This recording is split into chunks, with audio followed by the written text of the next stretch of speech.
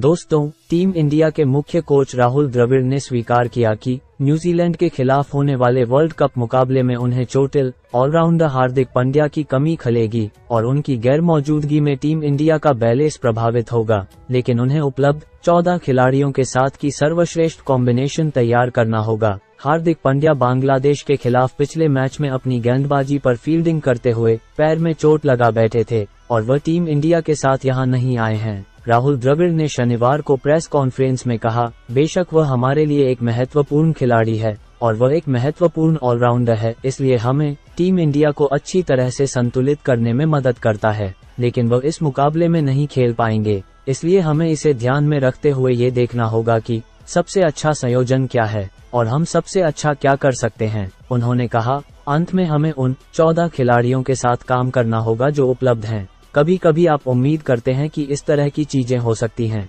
इसीलिए आपके पास एक टीम है। हमें ये देखना होगा कि इन परिस्थितियों और इन विकेटों को देखते हुए क्या सर्वश्रेष्ठ है, लेकिन हाँ, शायद उस तरह का संतुलन नहीं होगा जैसा हमने पहले 4 मैचों में देखा था। हालांकि हार्दिक पांड्या के बाहर होने पर भारत एक विशेषज्ञ बल्लेबाज और एक विशेषज्ञ गेंदबाज के साथ उतर सकता है और ऐसी स्थिति में ऑलराउंडर शार्दुल ठाकुर को बाहर बैठना पड़ सकता है। टीम इंडिया में शार्दुल ठाकुर की भूमिका पर राहुल द्रविड़ ने कहा, शार्दुल ठाकुर की भूमिका स्पष्ट है, वह हमारे लिए गेंदबाजी ऑलराउंडर है। वह जिन मैचों में खेला है उनमें हमने उसे विकेट चटकाने वाले गेंदबाज के रूप में देखा है। वह हमारे लिए बीच के ओवरों में गेंदबाजी करता है और कुछ विकेटों पर हमारे लिए चौथे तेज गेंदबाजी विकल्प की तरह दिखता है, जिसकी शायद आवश्यकता होगी। उन्होंने आगे कहा, बेशक पिछले कुछ मुकाबलों में उसे निचले क्रम में बल्लेबाजी का मौका नहीं मिला, लेकिन निश्चित रूप से वह अपनी बल्लेबाजी के लिए नेट्स पर बहुत मेहनत कर रहा है और हम इस पर बहुत मेहनत कर रहे हैं। हमने देखा है कि उसमें कुछ बड़े शॉट लगाने और कुछ अच्छे शॉट खेलने की क्षमता है।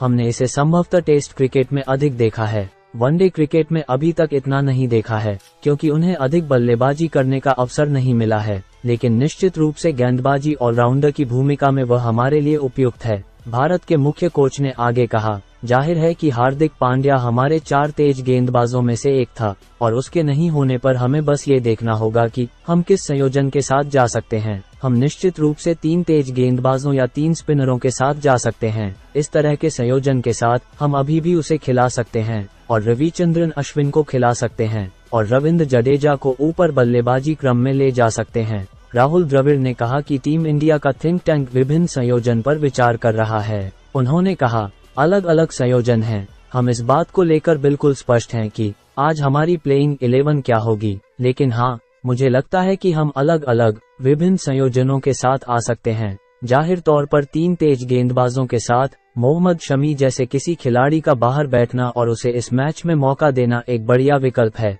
रविचंद्रन अश्विन बाहर बैठे हैं जो स्तरीय खिलाड़ी हैं, इसलिए हार्दिक पांड्या के वापस आने तक हम इस पर विचार करते हुए 2 या 3 संयोजनों का उपयोग कर सकते हैं। न्यूजीलैंड के बाएं हाथ के स्पिनरों और लेग स्पिनरों के खिलाफ ईशान किशन को शीर्ष क्रम में मौका देने के संदर्भ में राहुल द्रविड़ ने कहा, ईशान किशन का होना अच्छा है, वह अच्छा खेल रहे हैं, वह बाएं हाथ का बल्लेबाज है, लेकिन जैसा कि हमने देखा, सूर्य कुमार यादव भी ऑस्ट्रेलिया के खिलाफ शानदार फॉर्म में आ गए हैं। उसने कुछ शानदार पारियां खेली। जैसा कि हम जानते हैं कि स्पिन के खिलाफ शानदार खिलाड़ी बाएं हाथ की स्पिन या ऑफ स्पिन या किसी भी प्रकार की स्पिन के खिलाफ सूर्य कुमार यादव अच्छा खेलते हैं। उन्होंने आगे कहा कि यदि आप किसी ऐसे व्यक्ति की तलाश कर रहे हैं जो निचले मध्य क्रम में हमारे लिए थोड़ा सा प्रेरक हो तो वह है सूर्य कुमार यादव। निश्चित रूप से वह व्यक्ति है जो ऐसा कर सकते हैं। यदि आप किसी ऊपरी क्रम में किसी की तलाश कर रहे हैं तो शायद हम ईशान किशन के साथ जा सकते हैं। क्या न्यूजीलैंड के खिलाफ भारतीय टीम सूर्य कुमार यादव और ईशान किशन में से किसे मौका देना चाहेंगी? कमेंट में जरूर बताएं।